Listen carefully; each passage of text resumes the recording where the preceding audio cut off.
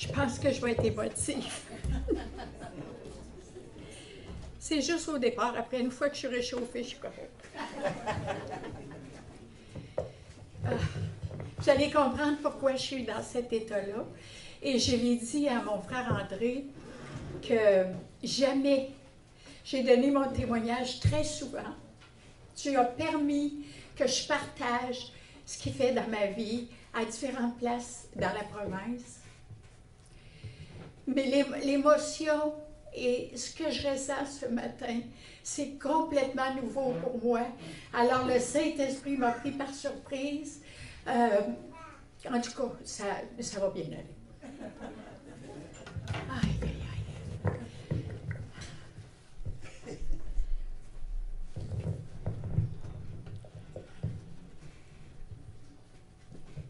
Voilà. C'est-tu moi ou... Alors, je vais commencer par vous parler de ma vie. Parce que ma vie est en deux phases. La première phase et la deuxième phase. Et c'est complètement différent. Et ma première phase, c'est que c'est avant le Seigneur. Je ne vais pas perdre trop de temps là-dessus. Je vais juste vous donner une toile de fond, vous mettre au parfum de certaines choses qui sont arrivées, qui m'ont beaucoup atteint. Mais la deuxième partie, ça, c'est vraiment quelque chose. Alors, comme André a dit, je suis née à Québec, d'une famille, d'une bonne famille, avec des principes.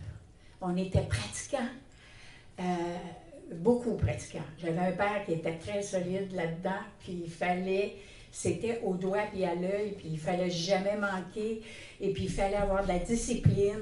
Alors, j'en avais. Ensuite, j'ai fait des années de pensionnat qui m'ont fait sentir un certain rejet. Parce que nous étions deux enfants, mon frère et moi, puis on était comme ça, mon frère et moi, très attachés. S'il pleurait, je pleurais, puis s'il riait, je riais. Bien, ce qui est arrivé, c'est que mon père, un bon jour, à cause qu'il y avait une vieille tante dans ce couvent-là, puis qu'il y avait une maison de personnes âgées à même, on l'avait visité, puis mon père, avec son grand cœur, il a dit, bien écoute, je pense qu'on devrait placer Terry au pensionnat, elle va être près de tante Joséphine, puis ça va lui permettre de vivre un groupe de personnes, de jeunes, elle va avoir plus de chances de partager, puis en tout cas, mon père avait des bonnes intentions, et ça s'est réalisé. Finalement, un jour, je me suis ramassée là-bas, j'avais 11 ans. Et ma mère m'avait préparé toute la valise et tout. Je me suis en allée là, j'étais là 2 ans, ils m'ont sorti 1 an, ils m'ont replacé une autre année. J'ai pleuré tous les soirs. Je n'étais pas capable de pleurer. Dès que je mettais la tête sur mon oreiller, je pleurais. Puis là, je ne comprenais pas pourquoi que Michel était à la maison, puis moi, que j'étais partie. Puis que moi, j'étais obligée de vivre séparée de ma famille. Parce que j'étais très près de mes parents. Très, très près. Ils ont fait ça pour bien faire, mais ça m'a beaucoup marqué. Je vous le dis, là, quand on parle de rejet, il y en a des pires, il y en a des moins pires, mais pour moi, c'était gros à l'âge de 11 ans. Très gros. Et ensuite, je suis revenue à la maison. Ma mère était malade. Je devais compenser pour la santé de ma mère. Alors, j'aidais beaucoup dans la maison. J'ai fait mes études. J'ai réussi à graduer. Et ensuite, j'ai été au travail. J'ai travaillé pour le gouvernement du Québec. C'était pour mon premier travail. Et ensuite, j'ai regradué à 16 ans. Dans ce temps-là, il n'était pas question pour moi d'aller à l'université. J'avais beaucoup d'idées en tête, mais rien ne se réalisait. Pourquoi? Probablement que c'est mieux comme ça. Et finalement, à l'âge de 19 ans, j'ai rencontré un monsieur, un anglophone, qui parlait français, heureusement, parce que moi, j'étais comme oui, puis non, toujours dans le mauvais temps. Là. Alors, on s'est connus plus, et puis finalement, quelques mois plus tard, À l'époque, vous saviez comment ça fonctionnait. On ne pouvait pas faire de cohabitation. Alors, c'était un scrupule. Il fallait... Puis, c'était un anglais protestant. Alors, moi, j'étais catholique. Alors, c'est quelque chose, la permission de ma grand-mère, la permission de mon Seigneur, la permission... En tout cas, finalement, ils m'ont tous dit oui. Et puis, on s'est mariés, puis je suis déménagée à Montréal. De ce mariage, j'ai eu 2 enfants. On s'est fréquentés quelques mois. Puis comme il y avait de la distance, c'est pas un homme que je connaissais comme quand tu vis avec quelqu'un. Et ce qui est arrivé, c'est qu'après le mariage, la violence s'est installée. Et j'ai eu mes enfants, j'en ai eu 2, un garçon et une fille. Et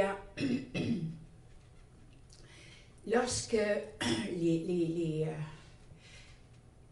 crises se multipliaient, je trouvais ça très difficile, mais comme j'étais une femme de maison, une femme pour un mari, une mère de famille engagée, je souffrais beaucoup parce que j'étais comme coincée, personne ne savait, ma famille, personne ne savait. Même pas la voisine, mes meilleurs amis dans le coin, personne ne savait ce que je vivais dans la maison.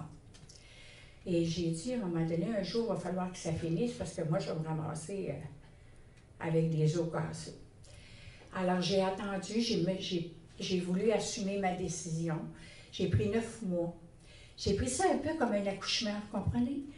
J'essayais de raisonner parce que je n'avais pas le Seigneur dans ma vie à ce moment-là. Puis j'essayais de trouver une bonne raison pour m'en sortir. Puis je me suis dit, au bout de 9 mois, si j'ai encore à cœur de briser le mariage, je vais le faire. Mais puis dès qu'un de mes enfants témoignera la violence, ça sera la réponse. Puis effectivement, c'est arrivé. Alors j'ai vécu un divorce très douloureux, très difficile.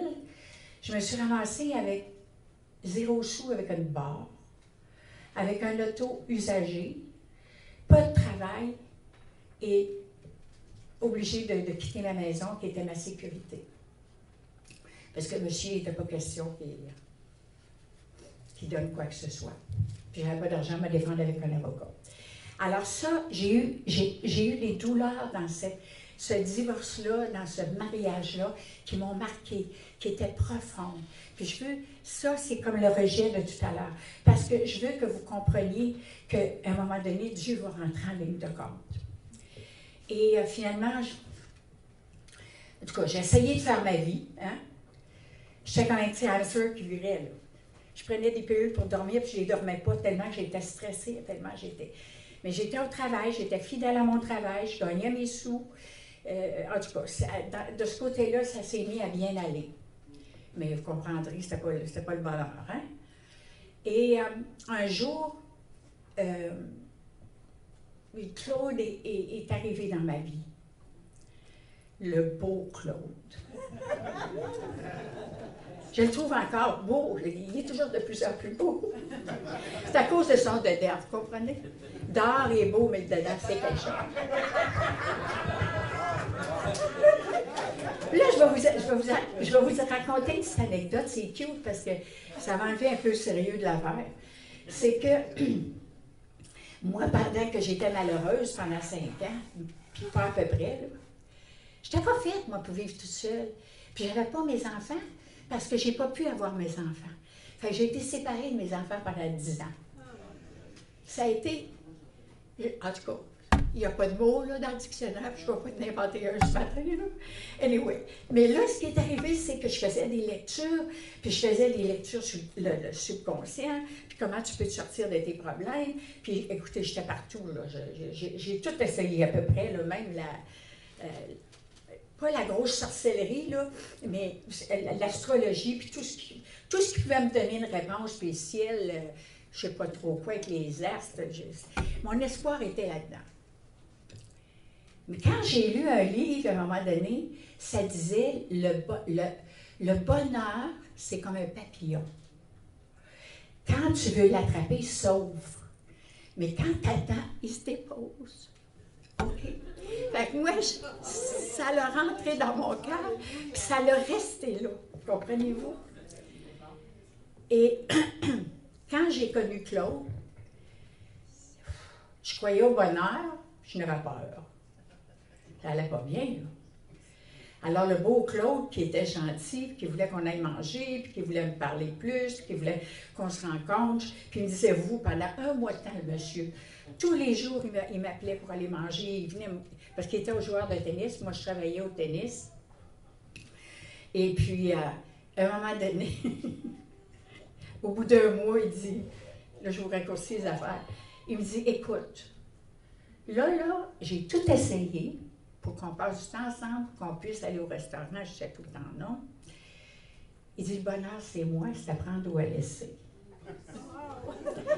Devinez qu'est-ce que j'ai vu? Mon petit papillon. Alors là, je me suis dit, ça doit être mon petit papillon, puis là, je suis en train de le repousser tout le temps, ça n'a pas de bon sens. Fait que j'ai dit, OK, demain, on peut se voir. Et notre relation a commencé comme ça.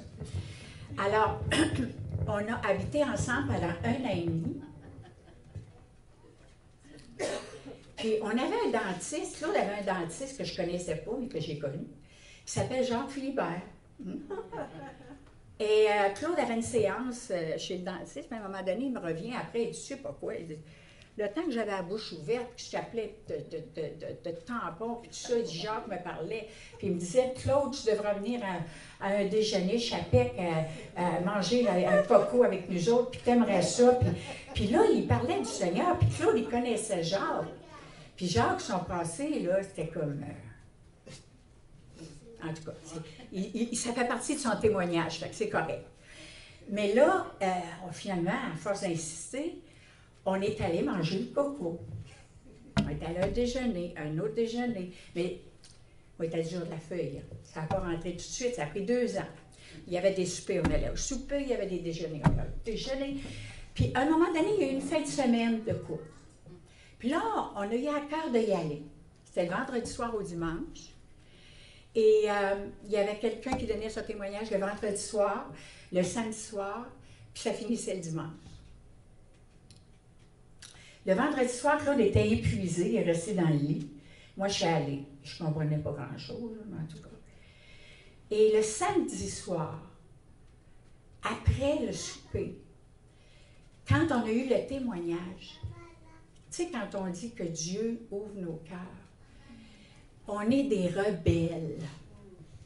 Alors là, le monsieur, il fait l'appel au salut, puis il dit, si ça vous a parlé, ce que je vous ai partagé ce soir, levez-vous.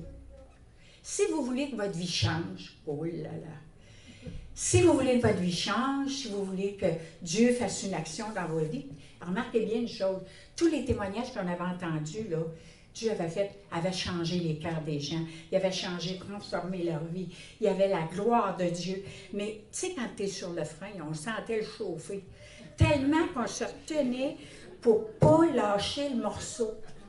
C'est quelque chose, comprenez-vous? On ne réalisait pas tout ce qu'on manquait. Et quand il a dit ça, le monsieur, il dit, maintenant, si vous voulez vous lever, venez en avant. Moi, je n'ai même pas regardé Claude, il ne m'a pas regardé. Moi, je me suis levée, lui s'est levé. On a avancé du même pas comme si on avait été des soldats. On s'est ramassés en avant, un à côté de l'autre. On a dit notre prière de repentance. On a invité Dieu dans notre vie. On lui a donné notre vie, notre cœur, notre corps, notre âme. On lui a tout donné. On a dit, maintenant, prends tout parce que nous, là, on est à bout. On n'en peut plus. Parce qu'on avait vécu des choses difficiles. Claude avait une très grosse compagnie de transport à Montréal qui était unique. Et c'est arrivé qu'il y a eu une perte, en tout cas, on a vécu une fraude énorme qui était près du million, OK? Alors, Claude a tout perdu. Alors, lui aussi, il avait eu il avait mal quelque part, vous comprenez? Il avait été trahi par son gérant. C'est dur, ça. C'était comme un divorce parce que c'était la seule personne dans la compagnie à qui il faisait confiance. La seule. Moi, si Claude partait, je lui remettais toutes les choses, tous les argents que j'héritais d'entre ses mains. Imaginez-vous. En tout cas. Le Seigneur, puis Claude disait, tu reconnais un homme quand il est à terre de la manière qu'il se relève. Mais tu sais, quand tu y vas avec tes moyens à toi, c'est pas... ça laisse des cicatrices. c'est ton effort à toi, et ça m'agane. Ça use. On était tous les deux usés. Puis il n'y a pas personne ici ce matin qui peut me dire que s'il vit du stress, qu'il ne connaît pas la vraie paix, quand quelque part, ça n'use pas par en dedans. C'est impossible. Parce qu'on a tous un masque. Moi, j'avais mon masque, Claude avait son masque, il n'y a personne qui pouvait dire ce qu'on vivait. Mais je peux vous dire, quand on était seul, on savait très bien ce qu'on vivait. Puis on n'avait juste pas le goût de confesser ça à tout le monde parce que c'est à peu près, c'est gênant, c'est humiliant. Alors Claude avait eu une défaite, moi j'avais eu une grande défaite, qui était mon mariage. Donc, là, quand Dieu est rentré dans notre vie, on a pris la parole, puis on s'est mis à la lire. Puis vous savez, quand on lit la Bible, on pense la lire, mais c'est elle qui nous lit. C'est elle qui nous lit. Parce que quand Dieu, c'est le mode d'emploi. Tu ne vas pas t'acheter quelque chose je ne sais pas moi, de gros ou d'important sans lire le mode d'emploi, parce que tu risques de tout briser. Nous, Dieu nous a, quand on est né, le mode d'emploi venait avec ça. Mais ça a toujours été ignoré. Mais la Bible, la parole de Dieu, c'est quelque chose qui nous change, qui nous transforme, qui nous élève, qui nous sanctifie. C'est quelque chose qui nous... Il n'y a pas de mots pour le dire comment c'est grand et comment c'est extraordinaire. Alors, notre marche avec le Seigneur a commencé comme ça. Et à un moment donné, bien, Claude avait perdu son emploi, il a été obligé de laisser aller la compagnie. Donc, à ce moment-là, il a travaillé pour une autre compagnie, puis finalement, ça s'est terminé. Puis là, il y a eu un emploi à Québec. Donc, on est revenu à Québec. Puis là, on est rentré dans une église. On était des bébés chrétiens, là. On avait à peu près 1 an avec le Seigneur. Mais on se nourrissait tellement de la parole, on louait tellement le Seigneur, on avait des chants de louange.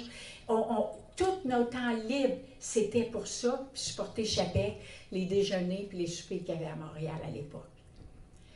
Alors, quand on est arrivé à Québec, bien, là, Claude a eu un emploi, mais ça a été temporaire parce que malheureusement, on avait affaire à s'en venir à Québec, puis c'était Dieu qui nous amenait, parce que moi, je ne voulais pas m'en revenir. Je m'étais déracinée à l'âge de 19 ans, ça m'avait fait tellement mal. Là, j'ai dit, Seigneur, non, ça se peut pas que tu vas me demander ça. Fait que j'ai dit, là, je vais faire une affaire avec toi. Quand Claude va aller pour l'entrevue de ce travail-là à Québec, je te donne un prix, un montant pour le salaire. Puis quand il m'appellera, si ça a marché, je vais lui demander combien il offrait par année. C'était le même montant. Le même montant. Ah, puis en plus, il y avait des bénéfices marginaux qu'il n'y avait jamais eu ailleurs. Donc, c'est pour ça qu'on a déménagé à Québec. Mais quand on est déménagé à Québec, puis que Claude a découvert qu'il y avait de la fraude, il a été obligé de se retirer de la compagnie. Donc, là, il n'y avait plus d'emploi. Moi, je n'avais pas d'emploi. Alors, en tout cas, on a vécu des choses assez spéciales. On a tellement appris à dépendre du Seigneur, on n'avait pas d'autre place à aller. Est-ce que vous pensez qu'on était pour aller à l'église, puis dimanche matin demander de l'aide? Non. La parole de Dieu dit, tu t'attaches à moi, tu apprends à dépendre de moi. Je suis ton pourvoyeur. Pas à notre vitesse, à sa vitesse. Le rythme de notre vie a complètement changé. Dieu a permis qu'on ait trouvé une maison, qu'on n'avait pas l'argent pour l'acheter. Il fallait faire un emprunt à la banque. Puis moi, il y a un gars de Montréal, du Globe and Mail, avec qui j'avais déjà travaillé, puis Claude aussi, qui m'appelle pour me dire, Théorie, j'aimerais ça que tu travailles pour moi. J'ai dit, non, pas question. Il dit, non, il dit, je vais te rencontrer, je vais te faire un offre. 3 fois, il m'a fait ça. Finalement, j'ai accepté l'offre. Et puis, j'avais dit avant au Seigneur, là, je vais y faire un offre qu'il ne pourra pas accepter. Le salaire, je vais lui demander, il ne pourra pas accepter. C'est un gars du monde, là. Fait que là, quand on s'est rencontrés pour dîner, il dit, puis, c'est quoi ton montant? Bien, j'ai dit, c'est tant par semaine, Rien de moins. Il dit, tu le veux-tu en dessous de la table ou sur la table? J'ai dit, tu peux me le donner sur la table, il n'y a pas de problème. Bien, croyez-le ou non, c'est le temps que j'ai travaillé pour le Global Mail à Québec avec les hommes d'affaires qui ont fait qu'on était capable d'avoir notre emprunt à la banque. 3 semaines plus tard, terminé, j'avais la mission que ce monsieur-là me demandait était terminée. Puis là, on était chez nous dans notre belle maison. Puis là, on a appris à dépendre de Dieu encore plus. Pas de travail. Puis en plus, la maison n'était pas isolée. Alors, on chauffait le dehors. Fait que les comptes d'électricité, c'est entre 700 et 900 par mois. C'était quelque chose. Alors, Dieu a toujours pourvu. Mon père, qui est un père gâteau, il m'a demandé, je peux-tu t'aider? J'ai dit non, papa. Alors, j'ai dit, je vais témoigner à papa. Parce que mon père aimait le Seigneur, je savais qu'il aimait le Seigneur. Mais là, ce qui est arrivé, c'est que j'ai dit, papa, moi, là, mon Père céleste, tout va passer par lui. S'il veut vous parler à votre cœur, il parlera à votre cœur. Mais moi, je ne vous demanderai jamais rien. Puis ça, je savais que ça faisait souffrir mon père, parce qu'il était tellement généreux. Il y avait juste une fille, puis il voulait la gâter, en tout cas. On a fait un bon bout de chemin comme ça. On a vécu un désert de 12 ans. Mais on a tellement appris. Ensuite, Claude a eu un travail. Moi, j'ai eu un travail, et là, tout s'est stabilisé. J'ai travaillé Claude 21 ans sur Campagne, moi 18 ans à la RAMQ. Je prends ma retraite en 2013. Un an plus tard, Claude et moi, on est à Montréal, dans les Laurentides. On va jouer au tennis chez son frère. On passe la fin de semaine là. Je sors de la douche, les amis, et je me vois dans le miroir. Et j'ai une masse au sein droit, là. C'est mauve puis gros. Ça a comme poussé du coup. Je ne sais pas comment c'est arrivé, cette affaire-là, mais en tout cas. Alors là, je me suis dit, ça me rappelait les paroles que les filles disaient, oui, dépêche-toi de prendre ta retraite avant d'être malade. Imagine-toi. J'ai dit, on est obligé d'être malade quand on prend notre retraite. Mais moi, dans ma tête, c'est que Dieu était là. Et si Dieu le permettait, Dieu prendrait la relève. Il me supporterait puis m'aiderait à traverser l'épreuve. Alors, quand on est arrivé à Québec, je me suis en allée à l'hôpital, à la clinique médicale. Puis là, j'ai vu mon médecin, puis là, ils m'ont envoyé là, à la clinique du sein. Et là, le party a commencé. Je suis rentrée dans la grosse machine. Et je peux vous dire que quand tu es dans la machine, c'est le tapis rouge qui déroule. Les gens peuvent attendre des heures, mais moi, je n'attendais pas. Nous, on n'attend pas. Et c'est tout cédulé d'avance, puis c'est les examens de la tête aux pieds, puis... Fait que là, ben, moi, je n'étais pas habituée à ça. J'ai toujours eu une bonne santé, une fille énergique. Je joue au tennis, je fais mes sports, du jardinage, en tout cas. Mais là, ma vie était comme ouf. Ça, tu sais, ça te frappe un peu comme... Puis quand, au bout d'un mois, ils ont fini de me passer tous ces tests-là, là, j'avais un rendez-vous avec un oncologue que je n'avais jamais vu de ma vie. Alors, on s'assoit dans son bureau. Fait que moi, je suis là, Claude est là, elle est ici, puis elle me regarde, elle dit, bien là, madame, elle dit, c'est parce qu'on a passé vos examens, puis elle dit, le résultat est très mauvais. J'ai dit, ah oui? Puis quand elle a dit ça, je ne sais pas, il y a quelque chose qui me protégeait ici. Elle dit, vous avez un cancer phase terminale et vous avez quelques mois à vivre. Ah, j'ai dit, pour vrai? Elle dit, oui. Elle dit, vous avez compris, hein? J'ai dit, oui, j'ai compris. Alors, j'aurais dû pleurer, j'aurais dû crier, j'aurais dû, je sais pas. Mais pas du tout. J'ai senti quelque chose qui s'est élevé. Savez-vous ce que c'était? Le bouclier de la foi. Le bouclier de la foi.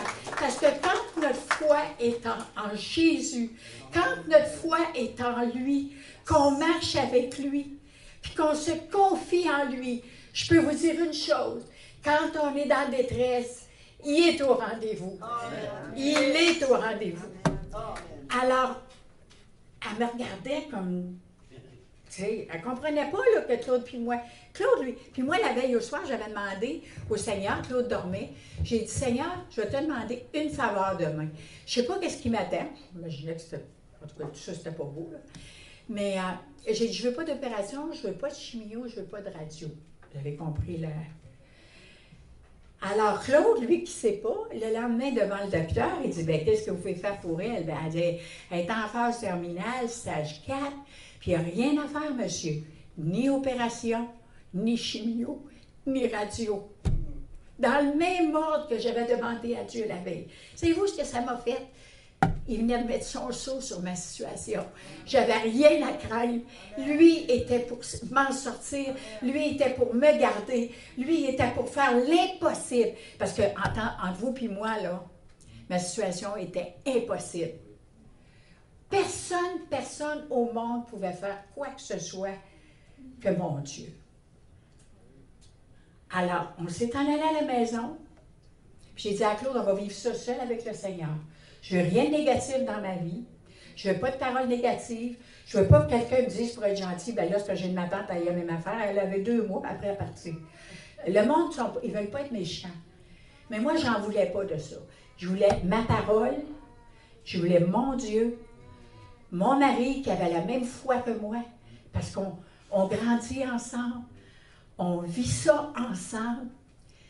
Puis, je ne vous dis pas qu'il n'y a pas des journées difficiles, là.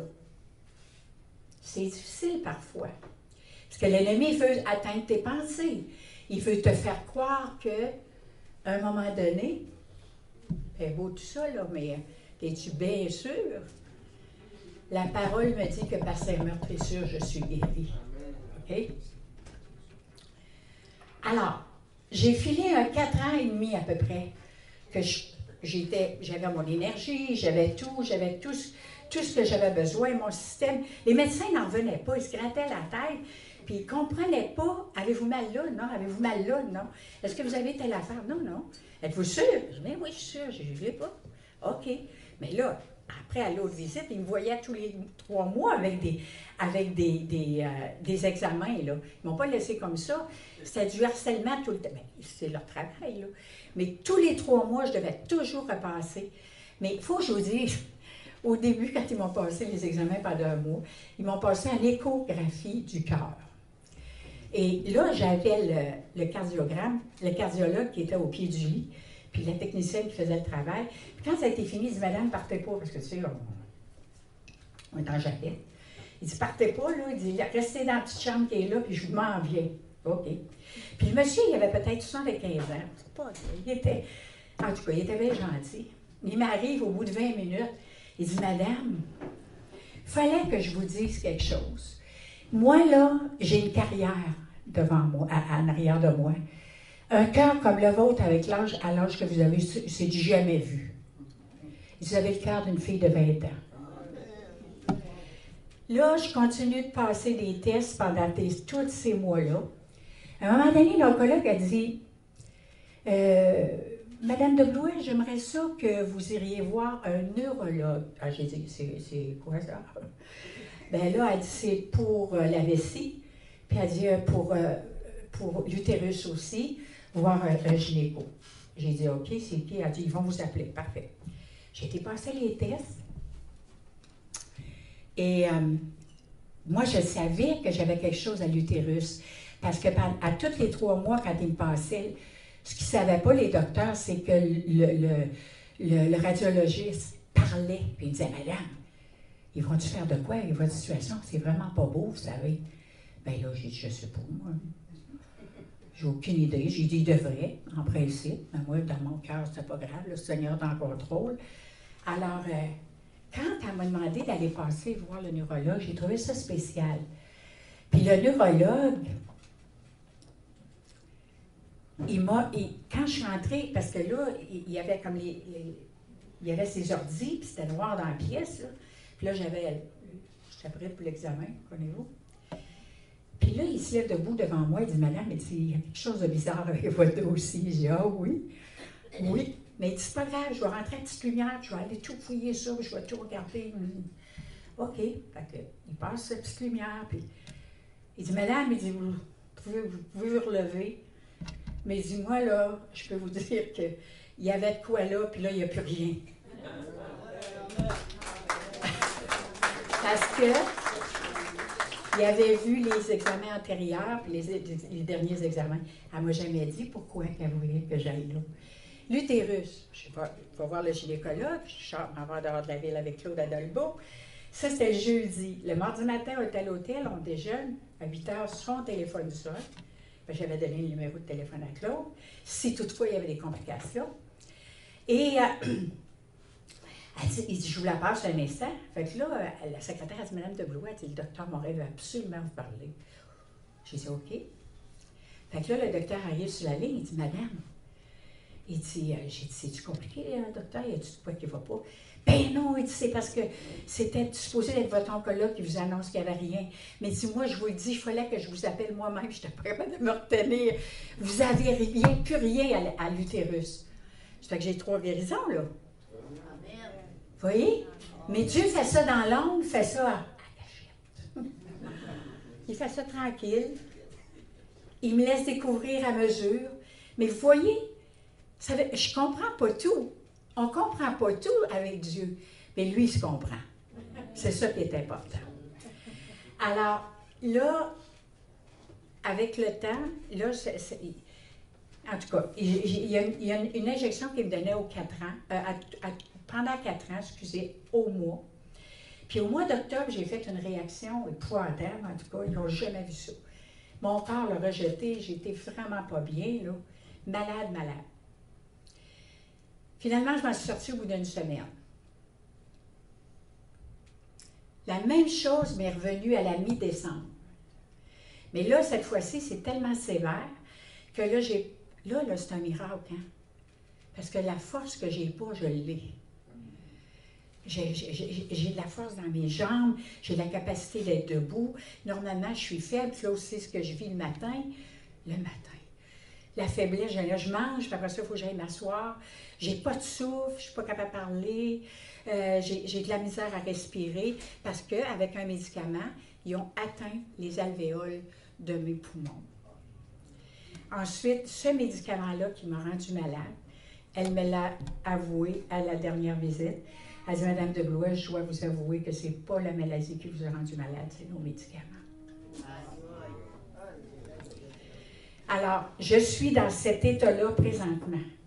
Quand mon petit frère m'a appelé pour le témoignage, j'étais tellement pas dedans, j'étais tellement pas bien, j'étais tellement pas bien dans mon corps. Puis quand il m'a demandé ça, j'ai dit oui. Ça a fait comme si... ça a sorti tout seul. Puis là, j'ai dit, Seigneur, pourquoi tu me demandes une affaire comme ça alors que je ne suis pas en condition? Il dit, veux-tu me laisser me glorifier? Regardez, je suis en parfait état présentement. Il n'y a rien qui ne va pas avec moi. Je me sens comme si tout était parti. C'est pareil comme si Dieu avait dit, écoute, mais le Seigneur me parle tout le temps. Mais je m'arrange pour qu'il me parle aussi, OK?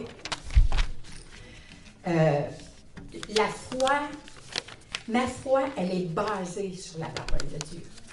Puis moi, ce que je fais quand je lis la parole, merci. Quand je lis la parole, je me l'approprie. Je la prends pour moi, comme si j'étais toute seule sur la terre, puis que Dieu me parle. Alors, je vais vous dire, je vais vous lire ce sur quoi ma foi est basée. C'est le psaume 103, il dit, ça me touche tellement. Je veux te remercier, Seigneur, de tout mon cœur. Je veux te remercier, Dieu Saint. C'est toi qui pardonnes toutes mes fautes. Tu guéris toutes mes maladies. Pas moi qui l'ai écrit, c'est lui. Tu m'arraches à la tombe. Tu me combles de tendresse et de bonté.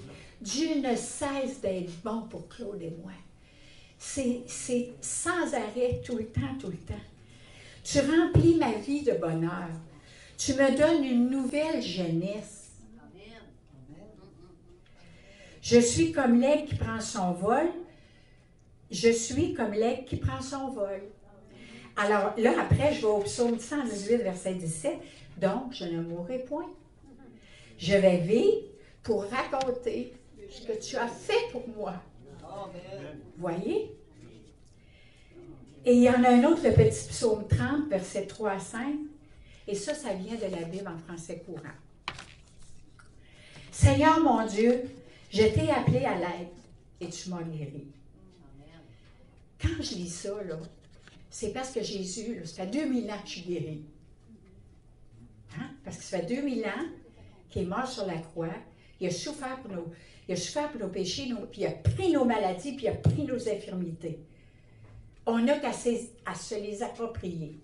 Et c'est là qu'on a besoin de la foi. Parce que la foi, là, savez-vous quoi? Je pensais à ça dernièrement, j'ai dit, c'est vrai, Seigneur, dans le fond, ça dit dans la parole, la foi pour celui qui ne croit pas, c'est une folie. Non, mais pensez-y, là. C'est fou. Quand tu veux commencer à être logique, échanger, là, avec les gens, tout ça, puis qui dirait, es-tu malade? Non, parce qu'il y a pris, là, c'est l'expression du monde, là. Es-tu malade de croire à ça? Ben, ouais, c'est vrai, t'as raison. Si tu ne crois pas, c'est une folie. Mais pour moi, c'est ce qu'il y a de plus beau au monde. Je suis tellement heureuse. Alors, Seigneur mon Dieu, je t'ai appelé et tu m'as guéri. Tu m'as fait remonter du monde des morts. J'avais un pied dans la tombe. Mais tu m'as rendu la vie, Seigneur. Et le psaume 91, ben là, c'est mon bijou, parce que je vais vous dire. Je vais terminer avec ça. Celui qui se place, écoutez ça, là.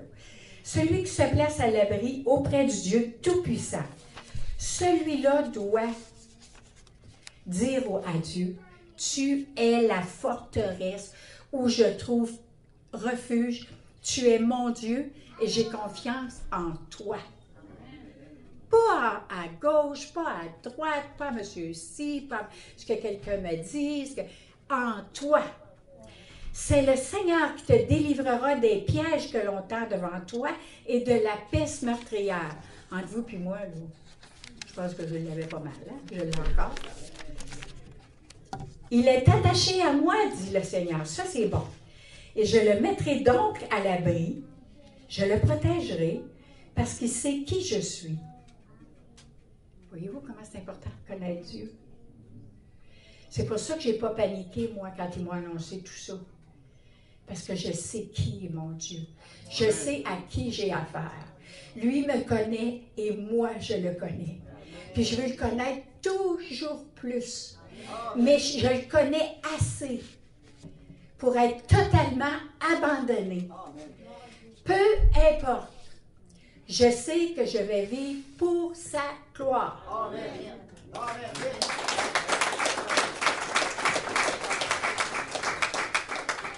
Dieu dit, s'il m'appelle au secours, je lui répondrai, c'est réconfortant ça. Je serai à ses côtés dans la détresse. C'est vrai, je ne suis pas seule. Je le délivrerai, je lui rendrai son honneur. Je lui donnerai une vie longue et pleine. Et je lui ferai voir que je suis son sauveur.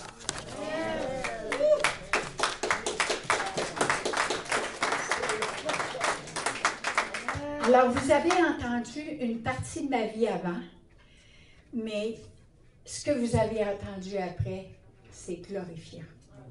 C'est glorieux. C'est tellement grand ce que Dieu peut faire dans la vie de quelqu'un quand on lui permet.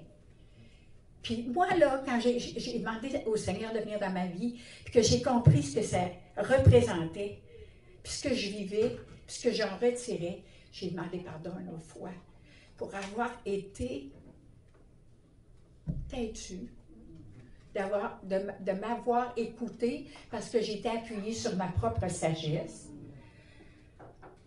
J'étais appuyée sur ma propre intelligence. J'en avais un peu, mais ce n'est pas celle de Dieu. Comprenez? Alors, quand Dieu te prend en main, ça peut juste t'améliorer. ça peut juste te changer, t'amener dans d'autres dimensions. Puis vous comprendrez que je fais une vie normale. Hein? Je ne suis pas sautée, je ne suis pas capotée, je suis capable d'aller au tennis, je suis capable de faire mes choses, j'ai des amis, on sort, j'aime les gens, j'aime mes frères, j'aime mes sœurs dans l'église, puis ça. C'est que notre vie qui était naturelle, dans le naturel, devient dans le surnaturel. Et c'est là que c'est grand. Le surnaturel devrait être naturel pour nous. Comprenez-vous? Ça devrait être naturel. On devrait vivre tout le temps comme ça. Toujours, toujours, toujours. Peu importe les circonstances, peu importe ce qui se passe, peu importe ce qu'on voit avec nos yeux. Il faut voir avec les yeux du cœur. Parce que Dieu, lui, il faut lui demander de voir avec ses yeux. Alors, ce matin, je vais vous demander si vous êtes prêts, parce que moi, j'ai prié pour vous, là. Comprenez-vous, là? Moi, je suis pas arrivée ici juste comme ça, là. J'ai prié pour vous, ça fait longtemps. Puis encore ce matin, à partir de 5 heures, puis j'ai demandé au Seigneur d'agir dans les cœurs. Parce qu'on ne peut pas faire ça de nous-mêmes. Il faut que ce soit le Saint-Esprit qui se fraye un chemin. Alors, fermez vos yeux. Puis je vais vous amener dans une prière. Tout ce que je vous demande, c'est de la dire sincèrement.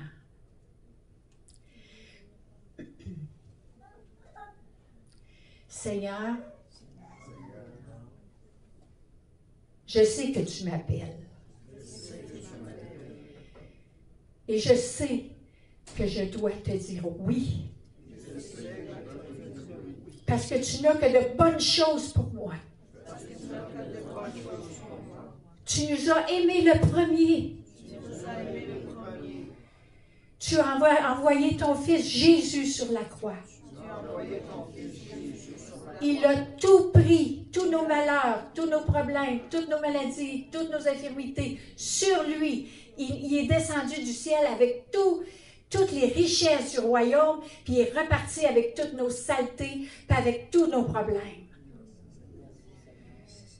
Je t'invite dans mon cœur, Seigneur.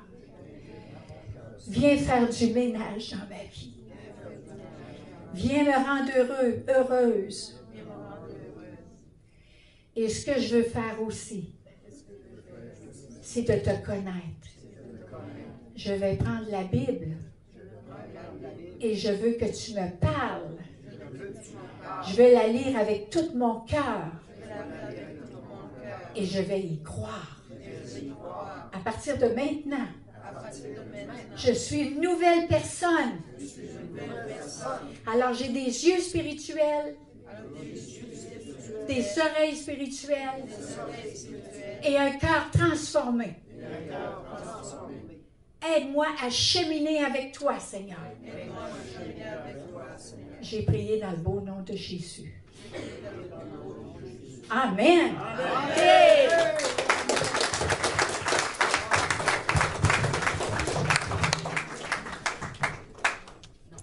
Merci, Perry. Une grande sœur. Une grande sœur. En fait, la différence, c'est qu'elle a ouvert son cœur. On peut ouvrir votre cœur. Vous avez ouvert votre cœur. Et il s'agit en ce moment-là, ce n'est pas une religion. C'est simplement une relation de cœur à cœur, soi-même avec notre Créateur. Ouais. Moi, je ne vous parle pas de l'Église, je ne vous parle de rien. Mais je vous parle d'une relation. Merci, Terry. Merci vraiment.